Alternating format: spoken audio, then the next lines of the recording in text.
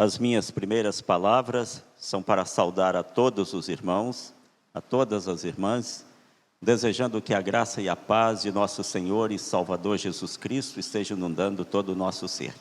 Que assim seja. Amém. Atos capítulo 6, versículos 1 a 4. Convido os irmãos a se colocarem em pé para a leitura da palavra do Senhor. Ora, naqueles dias, multiplicando-se o número dos discípulos, houve murmuração dos helenistas contra os hebreus, porque as viúvas deles estavam sendo esquecidas na distribuição diária. Então os 12 convocaram a comunidade dos discípulos e disseram: não é razoável que nós abandonemos a palavra de Deus para servir às mesas. Mas, irmãos, escolhei dentre vós 7 homens de boa reputação, cheios do Espírito e de sabedoria, aos quais encarregaremos deste serviço.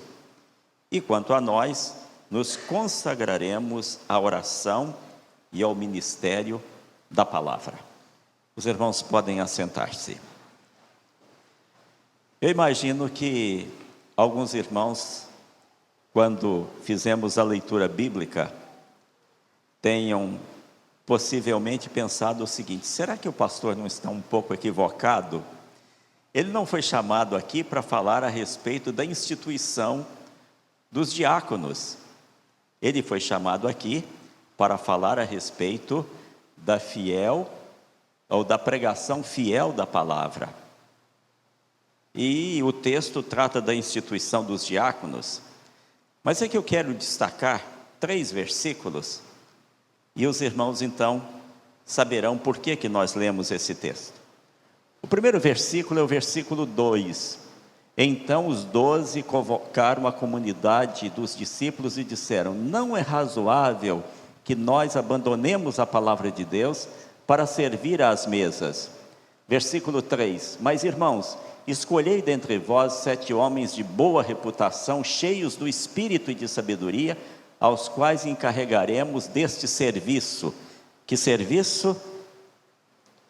Hein? Servir à mesa, né? E quanto a nós, nos consagraremos à oração e ao ministério da palavra. Eu fico imaginando se fosse o Adão Carlos que estivesse na liderança da igreja de Jerusalém, quando surgiu aquele problema, se a minha atitude teria sido tão sábia como a atitude dos apóstolos. Eles tinham um problema para resolver. Qual era o problema? O versículo 1 diz: olha, naqueles dias, multiplicando-se o número dos discípulos, houve murmuração dos helenistas contra os hebreus, porque as viúvas deles estavam sendo esquecidas na distribuição diária. O problema era o problema de atender às necessidades das pessoas carentes da igreja, mais especificamente das viúvas.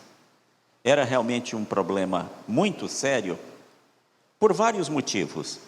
Naquela época, não havia previdência social, não havia INSS.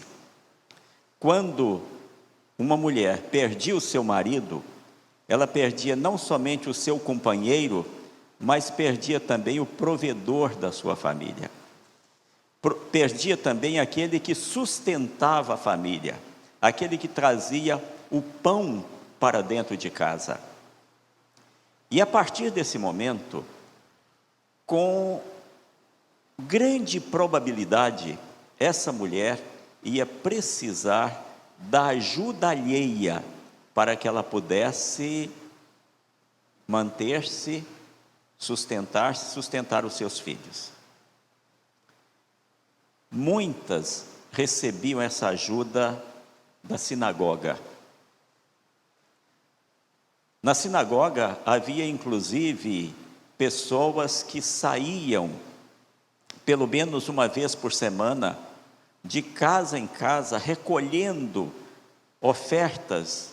Normalmente essas ofertas eram feitas em gêneros alimentícios para o sustento dessas viúvas e dessas pessoas carentes. Só que a situação na igreja agora estava bastante complicada, porque muitas dessas viúvas tinham deixado a sinagoga e agora haviam se tornado cristãs. E com isso a sinagoga havia cortado a ajuda a essas senhoras. Elas não recebiam mais a ajuda financeira da sinagoga, elas recebiam a ajuda financeira da igreja. Além disso, havia também aquelas mulheres que tinham sido abandonadas pelos seus maridos em função de terem se convertido ao cristianismo. E essas mulheres perderam também o provedor do lar, o provedor da família. E, consequentemente, elas também precisavam de ajuda. Para complicar ainda mais, havia também filhos que tinham sido expulsos de casa porque tinham se tornado cristãos. Então, se a sinagoga tinha um contingente razoável que dependia da sua ajuda financeira, o contingente de pessoas desprovidas de recursos para a sua manutenção na igreja era ainda maior do que o contingente lá da sinagoga. Então, havia esse problema. E agora, o que estava acontecendo? Os helenistas, isto é, aqueles crentes que eram de fora, que eram judeus, mas eram judeus da diáspora, eram judeus que tinham nascido, que tinham vivido fora de Israel, mais precisamente fora de Jerusalém, estavam reclamando que as suas viúvas, que eram estrangeiras de alguma forma, estavam sendo discriminadas na igreja, porque elas estavam sendo esquecidas na distribuição diária. Então, a situação estava realmente muito complicada. E diante disso, o que os apóstolos decidiram? Eles convocaram a comunidade dos discípulos, convocaram na nossa linguagem a assembleia da igreja e fizeram a seguinte exposição: não é razoável que nós abandonemos a palavra de Deus para servir às mesas. Mas irmãos, escolhei dentre vós 7 homens de boa reputação, cheios do espírito e de sabedoria, aos quais encarregaremos deste serviço. E quanto a nós, nos consagraremos à oração e ao ministério da palavra. Eles estavam dizendo o seguinte: olha, o problema que nós estamos enfrentando é muito sério. O problema que nós estamos enfrentando exige uma ação imediata, exige uma ação eficaz para a sua solução. Mas a nossa tarefa de pregação da palavra é tão importante que nós não podemos nos envolver com esse problema. Nós vamos eleger 7 homens que se encarregarão disto, mas nós nos consagraremos à oração e à pregação da palavra, ao ministério da palavra. E aí é que eu disse, se eu tomaria uma atitude tão sábia assim, talvez eu fosse tentado a dizer o seguinte: olha, agora eu não vou preparar tão bem os meus sermões, agora eu vou simplesmente fazer a leitura de um texto bíblico para a igreja, porque eu preciso ajudar a resolver esse problema dessas viúvas, eu preciso ajudar a resolver esse problema social da igreja. Mas eles, na sua sabedoria e na unção do Espírito, tomaram uma decisão. Disseram o seguinte: a nossa tarefa de pregação é muito mais importante e muito mais urgente do que a solução do problema que aí se encontra. Irmãos, Nós costumamos dizer que a parte mais importante do culto é a pregação da palavra. E com isso nós estamos querendo dizer que a parte mais importante do ministério da igreja é a pregação da palavra. Mas nem sempre, na prática, nós agimos dessa forma. Gostei muito da palavra do reverendo Aguinaldo, quando ele disse que a intenção aqui não é avaliar o que outras igrejas estão fazendo ou deixando de fazer, mas a intenção aqui é voltada para vocês aqui. O que vocês precisam fazer, o que precisa ser feito para que nessa igreja haja de fato a pregação fiel da palavra. E é sobre isso que nós vamos conversar um pouquinho. Para começar, a pregação da palavra, ou a pregação fiel da palavra é indispensável. Indispensável por quê? Porque a revelação da vontade de Deus se faz por meio da palavra. Eu tenho aqui a nossa confissão de fé. Nós somos presbiterianos e nós temos uma confissão de fé que nos norteia. E o primeiro capítulo da nossa confissão de fé trata exatamente da Escritura Sagrada e começa dizendo o seguinte: ainda que a luz da natureza e as obras da criação e da providência manifestam de tal maneira a bondade, a sabedoria e o poder de Deus, que os homens ficam inexcusáveis, todavia não são suficientes para dar aquele conhecimento de Deus e de sua vontade necessário à salvação. Por isso foi o Senhor servido em diversos tempos e diferentes modos revelar e declarar à sua igreja aquela sua vontade, e depois para melhor preservação e propagação da verdade, para o mais seguro estabelecimento e conforto da igreja contra a corrupção da carne e malícia de Satanás e do mundo, foi igualmente servido fazê-la escrever toda. Isto torna a escritura indispensável, tendo cessado aqueles antigos modos de Deus revelar a sua vontade ao povo. Não dá para fazer hoje como fez Gideão. Por quê? Porque Deus não revela mais a sua vontade daquela forma. Hoje, Deus revela a sua vontade por meio da sua palavra. E por isto, a pregação fiel da palavra é indispensável, porque é por meio dessa palavra que Deus nos revela a sua vontade. Eu já encontrei irmãos e irmãs dizendo o seguinte: como eu gostaria de ter vivido no período do Antigo Testamento, quando Deus falava diretamente com as pessoas por meio de visões, por meio de sonhos, ou então Deus falava por meio de anjos, de manifestações especiais.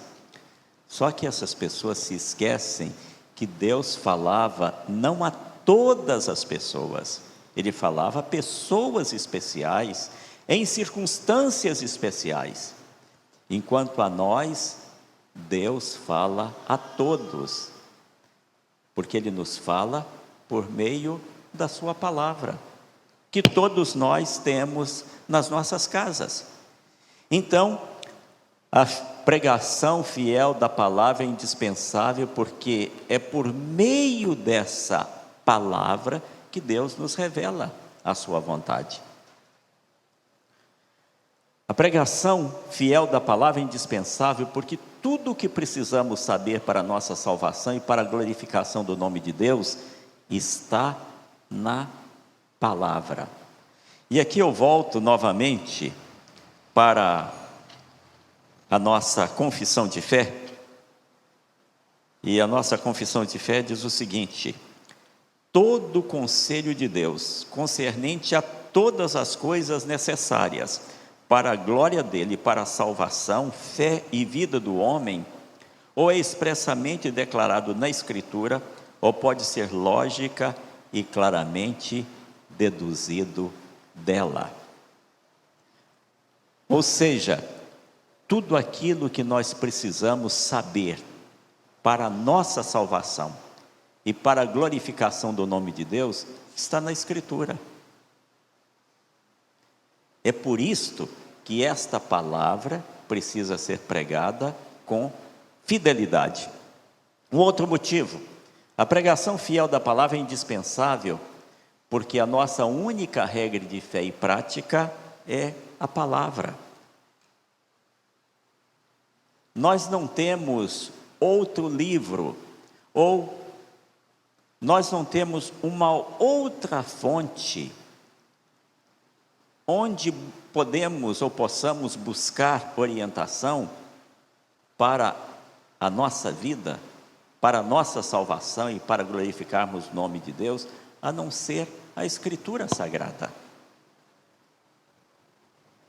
Eu acho que se eu parasse por aqui, nós já daríamos razão aos apóstolos quando eles disseram: olha, nós vamos escolher 7 homens para resolver esse problema aí da assistência às pessoas que carecem de ajuda da igreja para a sua manutenção, porque nós precisamos pregar a palavra.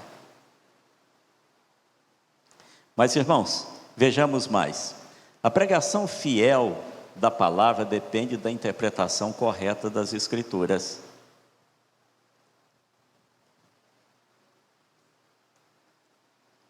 Como é que eu vou pregar fielmente a palavra se a minha interpretação da Escritura não é fiel?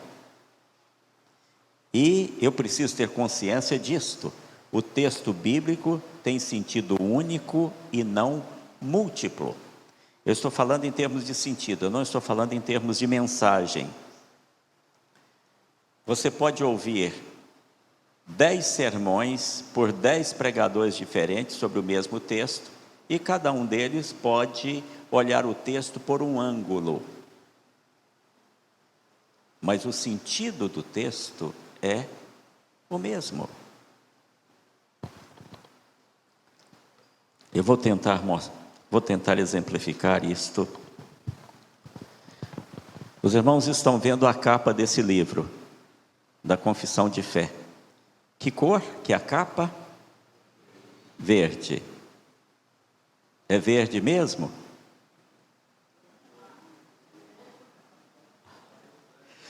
Vocês estavam vendo uma capa verde, eu estou vendo uma capa que tem mais branco, agora não tão branco porque o livro já está velho, mas tem mais uma cor clara do que o verde. E porque eu estou vendo o outro lado. Então, é possível, num texto bíblico, eu prego sobre o texto, eu destaco um lado do texto, o reverendo Aguinaldo prega sobre o mesmo texto e destaca outro lado do texto, o reverendo Herodice prega sobre o mesmo texto e destaca outro lado do texto. E vocês estão vendo um exemplo aqui nesta noite. É o texto de Atos capítulo 6.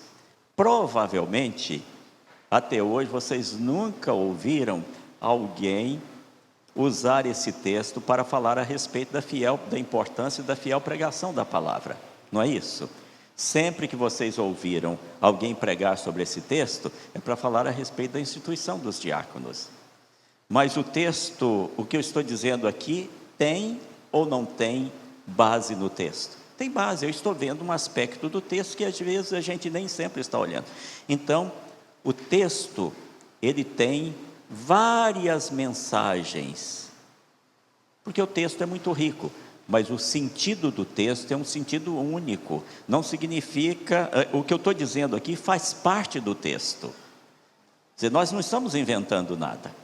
Então, o texto, eu estou dizendo isso porque no passado alguns intérpretes queriam distinguir vários tipos de significado no texto, ou vários, digamos assim, andares de significado do texto.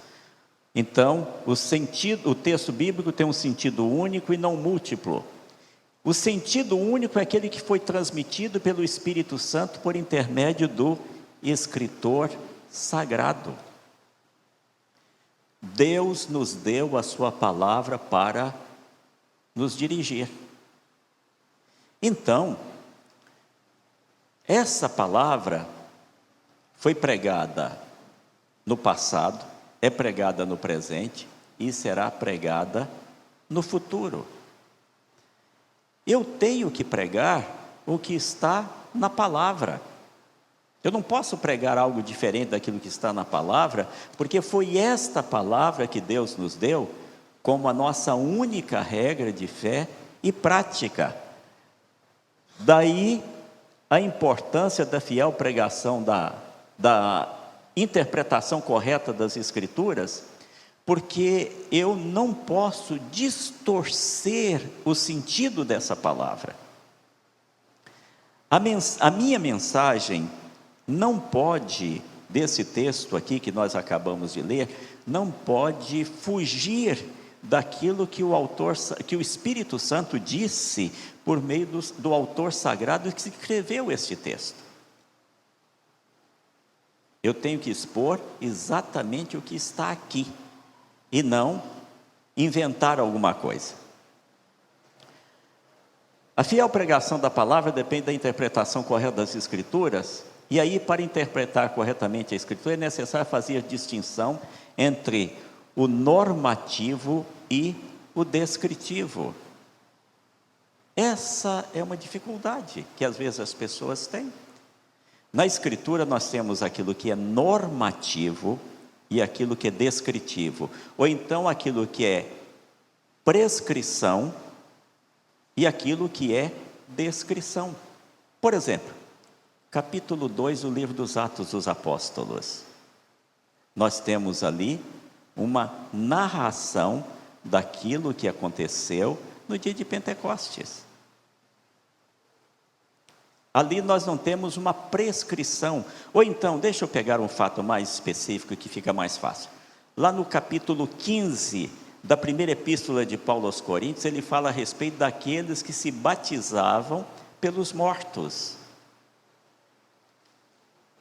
Ali nós não temos uma normatização ou uma prescrição de que alguém deve se batizar pelos mortos, mas nós temos ali uma descrição de algo que acontecia naquela época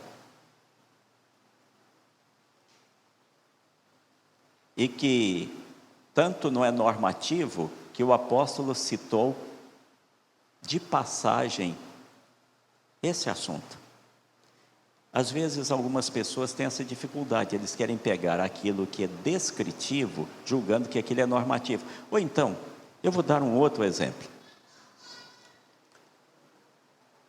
Raabe, a mentira de Raabe.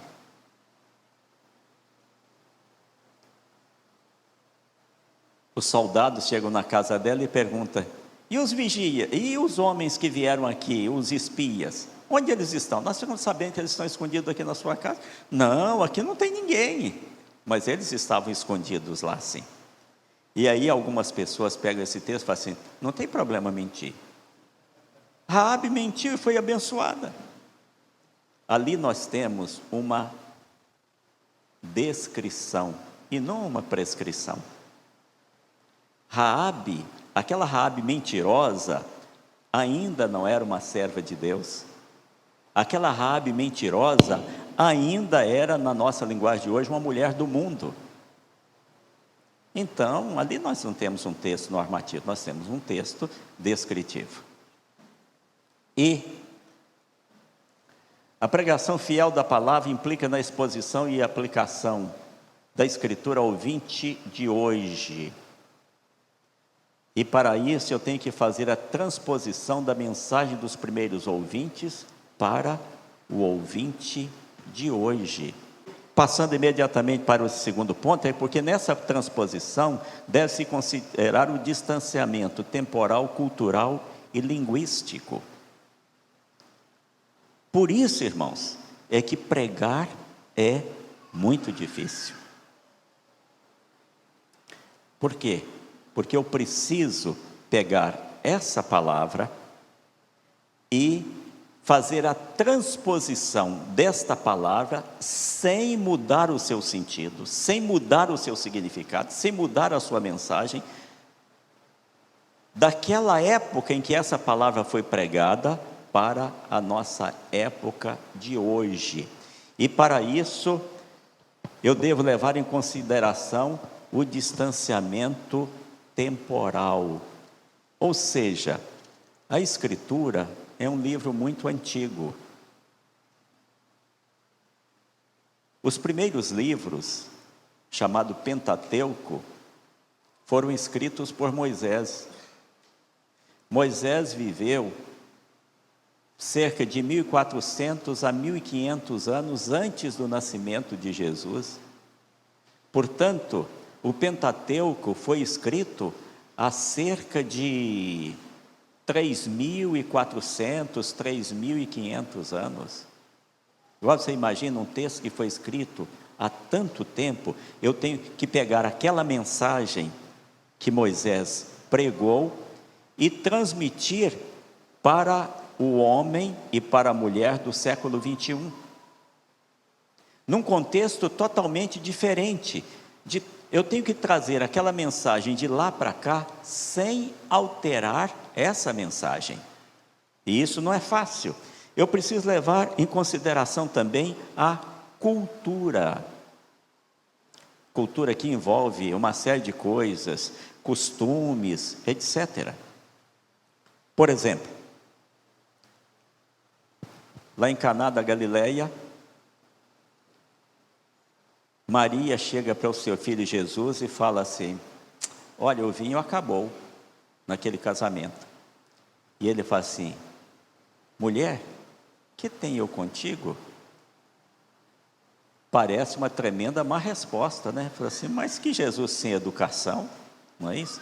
Mas que Jesus mal educado, mas que Jesus insolente, como é que ele vai falar desse jeito com a mãe dele?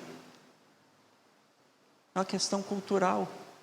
Essas questões culturais são interessantes. Aquilo que numa cultura é errado, na outra cultura não é. Eu vou dar para vocês aqui um exemplo. Eu levei vários grupos a Israel. E a gente passava pelo Egito. E em uma dessas viagens, a minha esposa, aliás, em 2 viagens, a minha esposa foi comigo. E na primeira viagem que ela foi comigo, nós chegamos ao Cairo, capital do Egito, já era bem tarde, e nós queríamos aproveitar bem, nós íamos ficar 2 dias só lá no Cairo, era muita coisa que nós tínhamos para ver.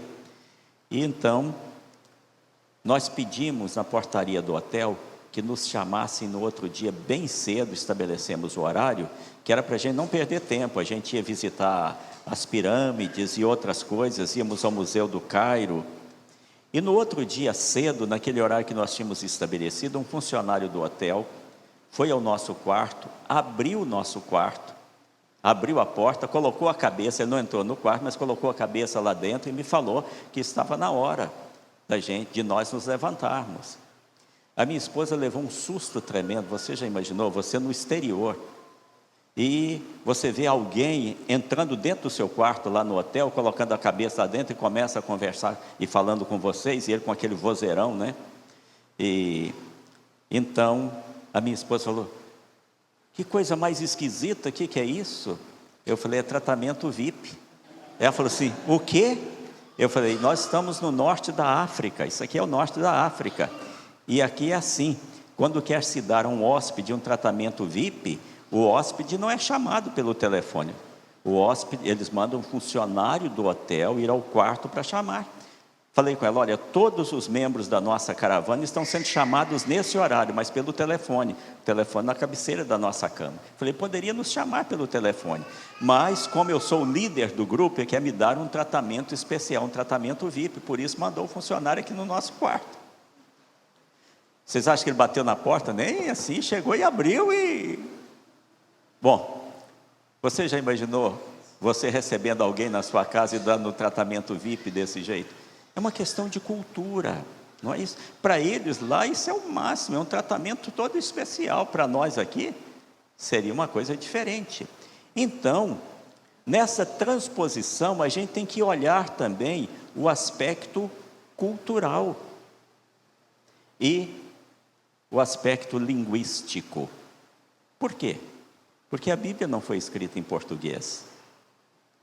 E a língua não é apenas uma forma de expressar, mas a língua traz em si também a cultura de um povo, a forma de ser de um povo. Por exemplo, nós, em português, nós falamos assim: eu não gosto de jiló. Eu gosto de jiló, mas tem muita gente que não gosta de jiló, né? Então, eu não gosto de jiló. Mas os espanhóis não dizem, eu não gosto de jiló. Os espanhóis dizem que jiló, a tradução melhor, jiló não me agrada. Não agrada ao meu paladar. Com isso, eles estão dizendo que o problema não é meu, o problema é do jiló. É uma questão cultural. Eu não gosto de jiló, o problema não é meu, não, o problema é do jiló. É por quê? Porque o jiló amarga, qualquer coisa assim. É uma questão de cultura. Pegando aqui na nossa língua, por exemplo, vocês sabem que existe uma palavra na língua portuguesa que só existe na língua portuguesa. É a palavra saudade. Não existe essa palavra em nenhuma outra língua. Questão da nossa cultura. Então, para fazer essa exposição e aplicação da Escritura ao ouvinte de hoje, eu preciso fazer essa transposição, levando em consideração o distanciamento temporal, cultural e linguístico. Por isso é que a gente precisa ir para o seminário. Por isso é que a gente precisa ralar lá no seminário, não é, reverendos? Tem muita gente que acha que curso de teologia é fácil. Deus me deu o privilégio de fazer vários cursos. O curso mais difícil que eu já fiz até hoje foi o curso de teologia. O curso mais difícil. O meu bacharelado em teologia foi mais difícil do que o meu doutorado. Não é fácil. A gente tem que ralar mesmo. E sabe o que é pior? É que essa ralação não termina no seminário. Vocês sabem quanto tempo eu gasto, em média, para preparar um sermão? Eu gasto, em média, de 12 a 15 horas de estudo para preparar um sermão. Ou então, uma palestra. Tantas e tantas vezes eu sou convidado para fazer uma palestra em algum lugar e eu falo: olha, eu não posso ir. Reverendo, mas olha, vai ser num sábado ou vai ser num outro dia que o senhor não tem alguma coisa, o senhor tem trabalho na igreja esse dia? Eu falo: não, esse dia o tempo para ir fazer a palestra ou fazer o sermão eu não tenho tempo, é para a preparação. Eu não disponho dessas 15 horas que eu vou precisar para estudar. E aqui, irmãos,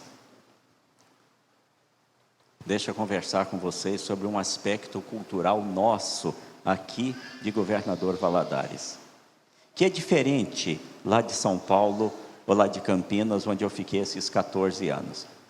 Lá em Campinas, para os membros da igreja, o importante é que o pastor pregue um sermão que possa alimentar realmente a igreja.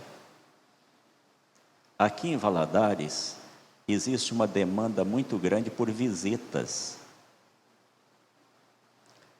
Eu imagino que deve ser aqui também, assim como na primeira igreja. Ah, mas o pastor não me visitou, o outro pastor não me visitou. Uma senhora chegou para mim e falou assim: tem 6 meses, não dessa vez, do meu outro pastorado, falou assim: estou aborrecida com o senhor. Falei: por quê? Tem mais de 6 meses que o senhor não vai na minha casa.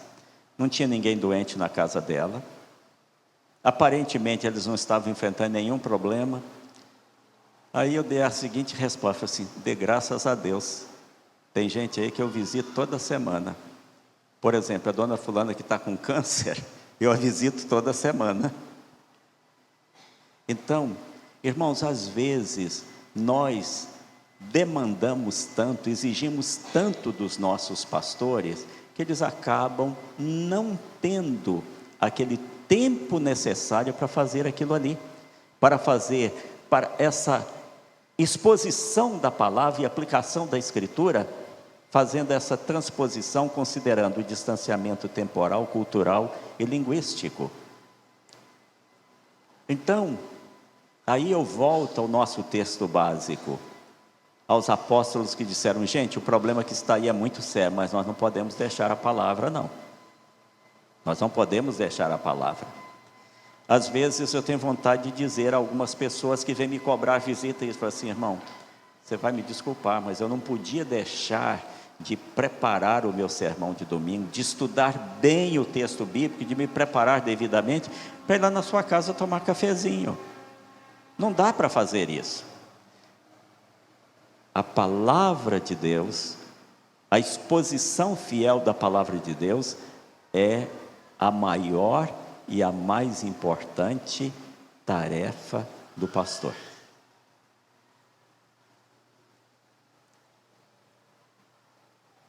E a pregação fiel da palavra implica na exposição e aplicação da Escritura ao ouvinte de hoje.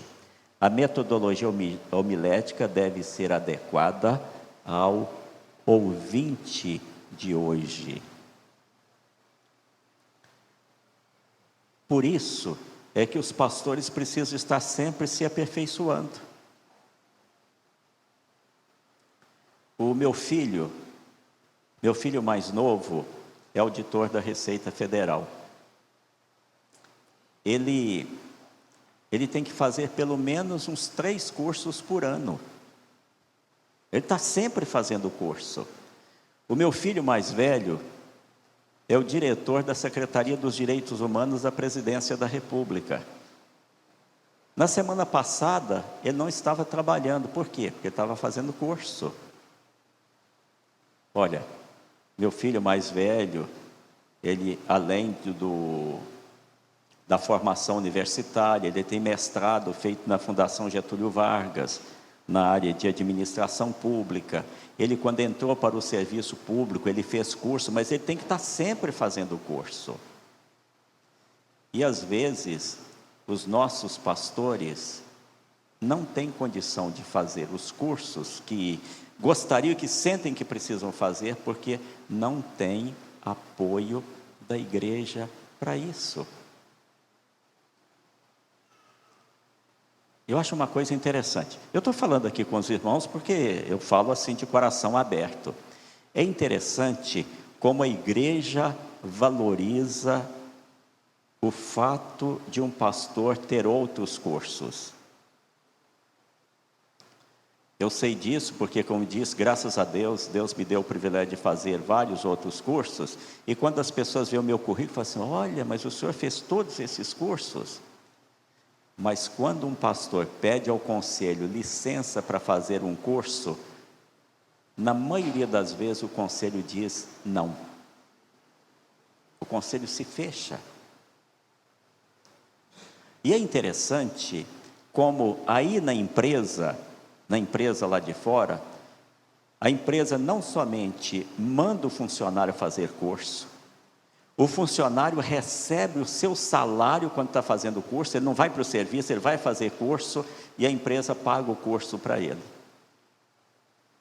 Nós pastores, se queremos fazer um curso, a gente tem que pagar do nosso bolso e aí a gente tem que trabalhar dobrado.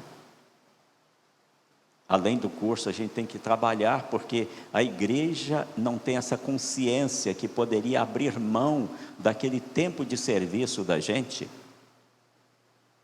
para dedicar ao estudo. Eu estou dizendo isso para vocês, porque isso é coisa que eu senti na minha própria pele.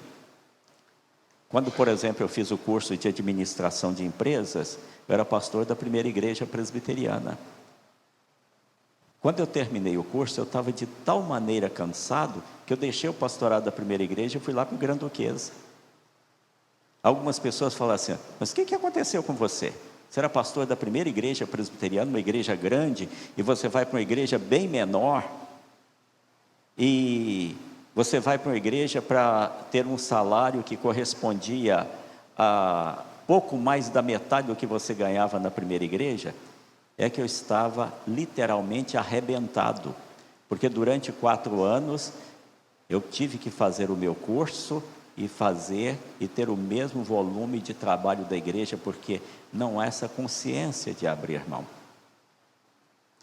Então, irmãos, a fiel interpretação, a fiel pregação da palavra é alguma coisa muito abrangente, e a igreja precisa ter consciência disso, da importância, não somente da importância dessa pregação da palavra, mas também a igreja precisa oferecer ao seu pastor as condições necessárias para que ele se dedique de fato à fiel pregação da palavra, para que ele esteja sempre se reciclando, para que ele sempre esteja se atualizando, além de ter o tempo necessário para o seu estudo e para a preparação dessa exposição e aplicação da palavra. Então, irmãos, os apóstolos fizeram alguma coisa que provavelmente a igreja de hoje não aprovaria. Poucas igrejas, se for submetido à aprovação, à assembleia das nossas igrejas, poucas igrejas aprovariam o que eles fizeram. O que eles iriam. Imagine o seguinte, um problema desse na igreja hoje, problema muito sério, com muitas pessoas com problema financeiro, problema de relacionamento, conflito, e aí o pastor reúne a assembleia e diz o seguinte: vamos eleger aqui uma comissão para resolver isso, porque eu não posso porque eu tenho que me dedicar à pregação da palavra. E o pessoal diz: não, o senhor é o pastor da igreja, o senhor que tem que resolver isso. Não, mas eu preciso me dedicar à preparação do sermão, para alimentar a igreja. Não, que isso, eu estudo lá no seminário, e essa questão de sermão, quanto tempo o senhor gasta para pregar um sermão? Meia hora? Olha, e o outro tempo, o que o senhor faz quando o senhor não está pregando? Não, é o senhor que vai ter que resolver isso, essa questão de pregação aí, o senhor se vire. Irmãos, graças a Deus que esse texto está aqui. Ora, naqueles dias, multiplicando-se o número dos discípulos, houve murmuração dos helenistas contra os hebreus, porque as viúvas deles estavam sendo esquecidas na distribuição diária. Então os 12 convocaram a comunidade dos discípulos e disseram: não é razoável que nós abandonemos a palavra de Deus para servir às mesas. Mas, irmãos, escolhei dentre vós 7 homens de boa reputação, cheios do Espírito Santo e de sabedoria, aos quais encarregaremos deste serviço. E quanto a nós, nos consagraremos à oração e ao ministério da palavra. Essa é a palavra para nós nessa noite. Essa é a palavra que Deus tem para essa igreja. Que Deus abençoe a cada um de vocês. Que Deus abençoe os pastores, que Deus abençoe o conselho, a junta diaconal, a liderança da igreja, para que leve em consideração essa palavra, porque é palavra de Deus. Amém.